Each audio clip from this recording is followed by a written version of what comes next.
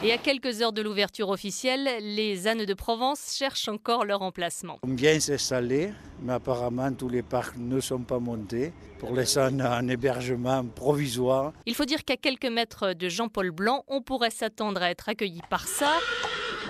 Mais l'heure est encore au montage. Attention aux camions, à la voiturette, au skateboard électrique ou encore au vélo, c'est au choix. Les premiers chevaux, eux, sont dans les box.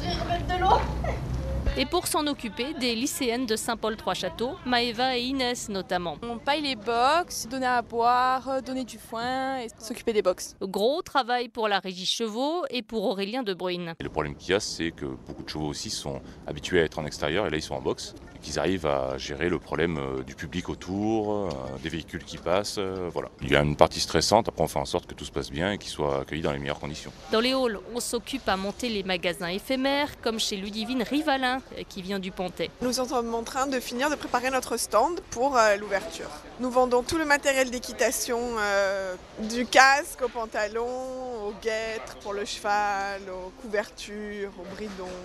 Le cheval passion a la particularité de faire déplacer des gens qui habitent tous les Alpes de Haute-Provence, tous les départements un peu éloignés comme ça, ils n'ont pas forcément de sellerie. Carole Clément, elle, a fermé son magasin de courtaison pour quelques jours.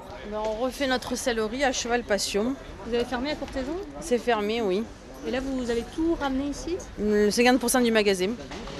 Tout ce qui est pour aller sur le cheval et le poney de compétition, le cheval de loisir, le cheval de randonnée, voilà, et pour l'entretien du cheval. Nouveauté dans le hall J, des arènes mobiles de courses camarguaises. Oui, des courses camarguaises indoor à l'intérieur, précise le manadier Florent Lupi. Il y a des confrères qui vont amener aussi bien des chevaux de race Camargue dans les stands que pour les démonstrations. Et également, il y aura plusieurs manadiers qui vont amener par jour 7 vaches qui seront rasetées. Raseter, c'est l'action où il y a le raseteur qui va s'élancer vers la vache pour essayer de lui enlever les attributs qui sont positionnés à la base des cornes. Et c'est pas courant parce que évidemment ce sont aussi bien le taureau que le cheval, ce sont des races rustiques qui vivent toute l'année en plein air. Il se peut que la proximité avec l'homme, avec les gradins qui sont à plein pied et certainement il y aura le public qui sera juste à côté, fait que évidemment pour des animaux qui sont élevés en semi-liberté et toujours à l'écart de l'homme, il y a toujours une petite tension supplémentaire. Première course camarguaise à 10h30.